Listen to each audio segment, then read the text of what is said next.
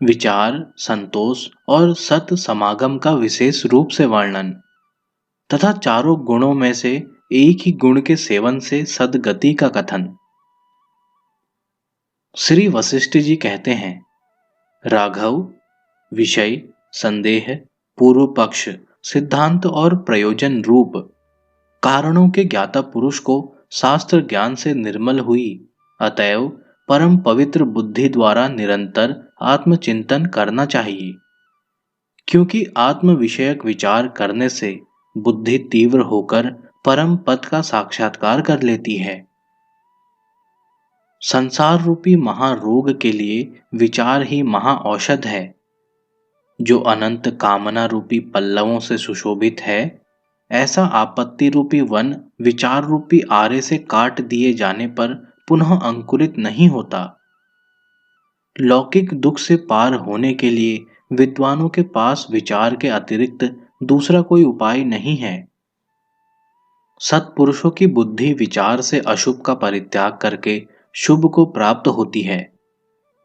बुद्धिमानों के बल, बुद्धि, सामर्थ्य, कर्तव्य का ज्ञान, क्रिया और उसका फल, ये सभी विचार से ही सफल होते हैं।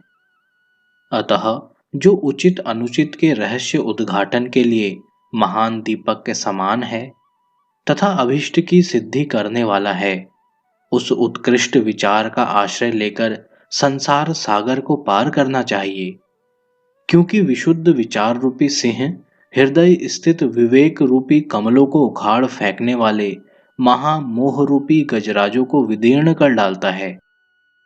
जो लोग विचार का अभ्युदय करने वाली बुद्धि द्वारा सबके साथ व्यवहार करते हैं, वे निश्चय ही अत्यंत श्रेष्ठ फलों के भागी होते हैं। सद्विचार परायण मनुष्य अत्यंत विस्तृत महान आपत्तियों से युक्त मोह की परिस्थितियों में उसी प्रकार निमग्न नहीं होता जैसे सूर्य अंधकार में नहीं डूबते। जितने क्रूर कर्म, निषिद्ध आचरण और कुत्सित मानसिक कष्ट हैं, वे सभी विचारहीनता से आविर्भूत होते हैं। जिस अधिकारी पुरुष का मन आशा की परवशता से रहित और विचार युक्त है, वह पूर्ण चंद्रमा की भांति अपने आत्मा में परम आनंद का अनुभव करता है। जब मन में विवेकशीलता का उदय होता है, तब वह सारे विश्व को शीतल एवं सुशोभित करने वाली चंद्रमा की चांदनी की भांति सबको अत्यंत शीतल और अलंकृत कर देती है। जगत के सारे पदार्थ तभी तक सत्य की तरह रमणीय प्रतीत होते हैं जब तक विचार नहीं किया जाता। वस्तुतः उनका कोई अस्तित्व नहीं है, अतः विचार करने पर वे नष्ट हो जाते हैं। जो समस्वरूप, आनंदमय, अक्षय, अनंत और अनन्याधीन है, उस कैवल्य पद को तुम विचार रूप महान वृक्ष का फल समझो।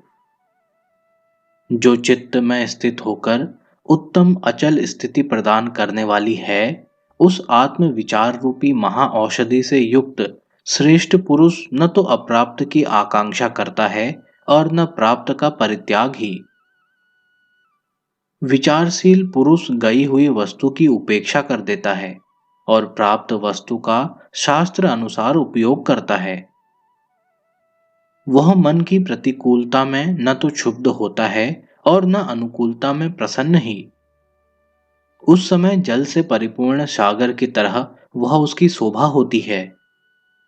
इस प्रकार जिन उदारशय महात्मा योगियों का मन पूर्ण काम हो गया है, वे जीवन मुक्त होकर इस जगत में विचरण करते हैं। बुद्धिमान पुरुष को आपत्ति काल में भी मैं कौन हूं, यह संसार किसका है, यों उसके प्रतिकार के लिए प्रयत्न पूर्वक विचार करना चाहिए। जैसे रात्रि में भूतल पर पदार्थों का ज्ञान दीपक से होता है, उसी प्रकार परमात्मा स्वरूप में स्थिति प्राप्त करने के लिए वेद वेदांत के सिद्धांतों की स्थितियों का निर्णय विचार द्वारा होता है। विचार रूपी सुंदर नेत्र अंधकार में नष्ट नहीं होता। उग्र तेजस्वी सूर्य आदि की ओर देखने पर भी उसकी ज्योति प्रतिहत नहीं होती और वह व्यवधान युक्त पदार्थों को भी देख लेता है। यह विचार चमत्कृति परमात्ममयी, आदरणीय और परमानंद की एकमात्र साधिका है। अतः एक क्षण के लिए भी इसका परित्याग नहीं करना चाहिए। जैसे पक जाने के कारण मधुर रस से परिपूर्ण आम का फल सबके लिए रुचिकर होता है, उसी तरह उत्तम विचार से युक्त पुरुष सामान्य जनों की तो बात ही क्या, महापुरुषों के लिए भी आदरणीय हो जाता है। विचार द्वारा जिनकी बुद्धि विशुद्ध हो गई है और विचार से ही जिन्हें ज्ञान मार्ग में जाने की युक्ति ज्ञात है, वे मनुष्य नाना प्रकार के दुख रूप गड्ढों में बार बार नहीं गिरते, अर्थात आवागमन से मुक्त हो जाते हैं। सैकड़ों अनर्थों के संयोग से जिसका शरीर जर्जर हो गया है तथा जो रोगग्रस्त है, वह वैसा रुदन नहीं करता जैसा वह मूर्ख विलाप करता है जिसने विचारहीनता से अपने आत्मा का हनन कर दिया है। विचारहीनता सारे अनर्थों का निजी निवास स्थान है। सभी सत्पुरुष उसका तिरस्कार करते हैं और वह सारी दुर्गतियों की चरम सीमा है। अतः उसका परित्याग कर देना चाहिए। विचार पूर्वक स्वयं ही अपनी बुद्धि द्वारा अपने मन को वश में करके मोहमय संसार सागर से अपने मन रूपी मृग का उद्धार करना चाहिए।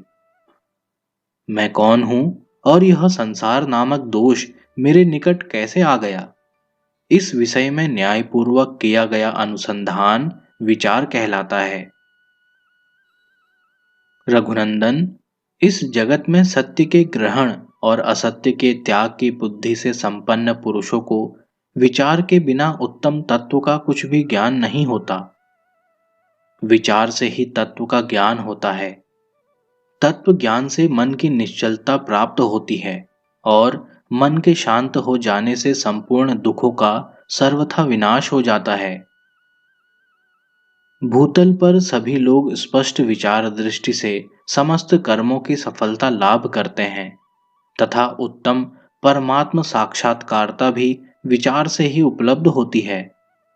इसलिए श्री राम, शम आदि साधन संपन्न तुम्हें उपर्युक्त विचारशीलता रुचिकर होनी चाहिए। परम तप राम, संतोष ही परम श्रेय है और संतोष परम सुख भी कहा जाता है। संतोष युक्त पुरुष परम विश्राम को प्राप्त होता है। जो संतोष रूपी ऐश्वर्य के सुख से संपन्न है तथा जिनका चित्त निरंतर विश्राम पूर्ण रहता है, ऐसे शांत पुरुषों को विशाल साम्राज्य भी पुराने घास के टुकड़े के समान प्रतीत होता है। श्री राम, संतोष युक्त बुद्धि संसार की विषम परिस्थितियों में भी न तो उद्विग्न होती है और न कभी उसका विनाश ही होता है। जो शांत पुरुष संतोष अमृत के पान से पूर्णतः तृप्त हो चुके हैं, उनके लिए यह अपरिमित भोग संपत्ति विष सी जान पड़ती है। राग आदि दोषों का विनाशक तथा अत्यंत मधुर आस्वादन से युक्त संतोष जैसा सुखद होता है, वैसा सुख ये अमृत रस की लहरियां नहीं दे सकती। जो अप्राप्त वस्तु की आकांक्षा का परित्याग करके प्राप्त हुई वस्तु में संभाव रखने वाला है तथा जिसमें हर्ष शोक के विकार परिलक्षित नहीं होते, वह मनुष्य इस लोक में संतुष्ट कहा जाता है। जब तक मन आत्मा के द्वारा आत्मा में संतुष्ट नहीं हो जाता, तब तक उस मन रूपी गड्ढे से उसी प्रकार आपत्तियां उद्भूत होती रहती हैं जैसे गड्ढे से लताएं। संतोष से शीतल हुआ मन विशुद्ध विज्ञान की दृष्टियों से अत्यंत विकास को प्राप्त होता है। ठीक उसी तरह जैसे सूर्य की किरणों के संपर्क से कमल विकसित हो जाता है। जैसे मलिन दर्पण में मुख की छाया नहीं दिखती, उसी प्रकार आशा की परवशता से व्याकुल एवं संतोष रहित चित्त में ज्ञान का प्रतिबिंब नहीं पड़ता। जिसका मन शारीरिक तथा मानसिक क्लेशों से मुक्त एवं संतुष्ट है, वह प्राणी दरिद्र होते हुए भी सच्चे साम्राज्य सुख का उपभोग करता है। अपने आत्मा में आत्मा से ही स्वयं सम्यक प्रकार से निर्तिशय पूर्ण आनंद का आश्रय लेकर पुरुषार्थ द्वारा प्रयत्न पूर्वक सभी विषयों में तृष्णा का परित्याग कर देना चाहिए। चंद्रमा की भांति संतोष अमृत से परिपूर्ण मनुष्य का मन शांत एवं शीतल बुद्धि द्वारा स्वयं ही शाश्वती स्थिरता को प्राप्त हो जाता है। जब संतोष से संपन्न पुरुष अपने आत्मा में आत्मा द्वारा स्वस्थ रूप से स्थित हो जाता है, उस समय उसकी सारी मानसिक व्यथाएं उसी प्रकार अपने आप शीघ्र ही समूल विनष्ट हो जाती हैं, जैसे वर्षा ऋतु में धूल शांत हो जाती है। श्री राम, जिसकी वृत्ति सदा शीतल और कलंक से सर्वथा रहित है, वह पुरुष अपनी उस शुद्ध वृत्ति द्वारा चंद्रमा की भांति पूर्णतया शोभित हो जाता है। रघुनंदन, इस जगत में जो पुरुष श्रेष्ठ गुणी पुरुषों द्वारा अभिमत समता से सुशोभित है, उस विशुद्ध पुरुष को आकाशचारी देवता और महामुनि भी प्रणाम करते हैं। महाबुद्धिमान राम, इस संसार में श्रेष्ठ संत समागम मनुष्यों का संसार सागर से उबारने में सर्वत्र विशेष रूप से उपकार करता है। जो महात्मा पुरुष सत्संग रूपी वृक्ष से उत्पन्न हुए विवेक नामक निर्मल पुष्प की रक्षा करते हैं, वे मोक्ष फल रूपी संपत्ति के अधिकारी होते हैं। जो आपत्ति रूपी कमलिनी के लिए हिम और मोह रूपी कुहरे के लिए वायु के समान है, वह उत्तम संत समागम ही इस जगत में सर्व उत्कृष्ट है। श्री राम, तुम्हें ज्ञात होना चाहिए कि संत समागम विशेष रूप से बुद्धिवर्धक, अज्ञान रूपी वृक्ष का अच्छेदक और मानसिक व्यथाओं को दूर भगाने वाला है। सत्संग से प्राप्त हुई दिव्य विभूतियां ऐसा परम उत्तम निर्वाण सुख प्रदान करती हैं, जो सतत वर्धनशील, अविनाशी और बाधा रहित होता है। अतएव अत्यंत कष्टदायिनी दशा में पड़कर विवशता को प्राप्त हुए मनुष्यों को भी थोड़े समय के लिए भी सत्संगति का परित्याग नहीं करना चाहिए, क्योंकि लोक में सत्संगति सन्मार्ग को प्रकाशित करने वाली और हृदय अंधकार को दूर करने के लिए ज्ञान रूपी सूर्य की प्रभा है। जिसने सत्संग रूपी गंगा में, जो शीतल एवं निर्मल है, स्नान कर लिया, उसे दान, तीर्थ, तप और यज्ञों से क्या लेना है? अर्थात सत्संगति इन सबसे बढ़कर है। जो राग शून्य और संशय रहित है तथा जिनकी चिज्जड़ ग्रंथियां विनष्ट हो चुकी हैं, ऐसे संत पुरुष यदि लोक में विद्यमान हैं, तो तप एवं तीर्थों के संग्रह से क्या लाभ? अर्थात वह फल तो उन संतों की संगति से ही प्राप्त हो सकता है।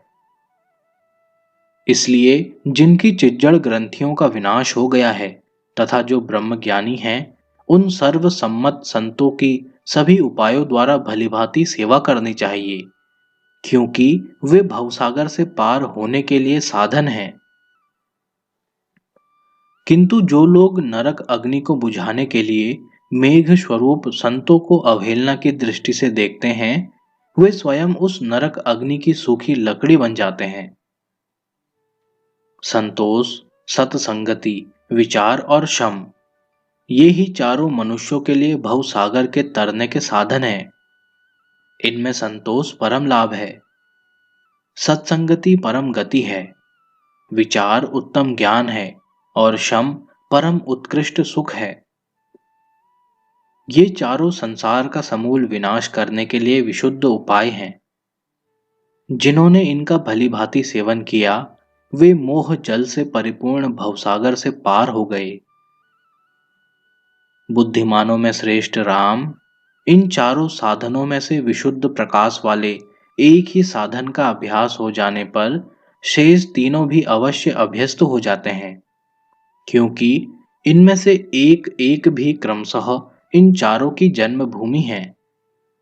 अतः सबकी सिद्धि के लिए प्रयत्न पूर्वक एक का तो पूर्ण रूप से आश्रय लेना ही चाहिए। जैसे प्रशांत सागर में जलयान स्वच्छंद गति से चलते हैं, उसी प्रकार शम द्वारा निर्मल हुए हृदय में सत समागम, संतोष और विचार उत्तम धारणा पूर्वक प्रवृत्त होते हैं। जो प्राणी विचार, संतोष, क्षम और सत समागम से संपन्न है, उसे दिव्य ज्ञान संपत्तियां उपलब्ध हो जाती हैं। ठीक उसी तरह जैसे कल्प वृक्ष का आश्रय लेने वाले पुरुष को लौकिक संपत्तियां सुलभ होती हैं। पूर्ण चंद्रमा में परिलक्षित हुए सौंदर्य आदि गुणों की तरह विचार, क्षम, सत समागम में और संतोष युक्त मानव में प्रसाद आदि गुण प्रादुर्भूत हो जाते हैं। जैसे श्रेष्ठ मंत्रीगणों से युक्त राजा के पास विजय लक्ष्मी उपस्थित होती है, उसी तरह जिस पुरुष की बुद्धि सत्संग, संतोष, क्षम और विचार से युक्त होने के कारण उत्तम हो गई है, उसे दिव्य ज्ञान संपत्ति सुलभ हो जाती है। इसलिए रघुनंदन, मनुष्य को चाहिए कि वह पुरुषार्थ से मन को वश में करके इनमें से एक गुण का नित्य यत्न पूर्वक उपार्जन करे, क्योंकि जब तक मनुष्य पुरुषार्थ के आश्रय से अपने चित्त रूपी गजराज को जीतकर हृदय में एक गुण भी धारण नहीं कर लेता, तब तक उत्तम गति की प्राप्ति नहीं हो सकती। जिसके चित्त में उत्तम फलदायक एक ही गुण सुदृढ़ हो गया है, उसके सारे दोष शीघ्र ही नष्ट हो जाते हैं, क्योंकि एक ही गुण की विशेष वृद्धि होने पर दोषों पर विजय प्रदान करने वाले अनेक गुणों की वृद्धि होती है, और एक दोष के अधिक बढ़ जाने पर बहुत से गुण विनाशक दोष बढ़ जाते हैं।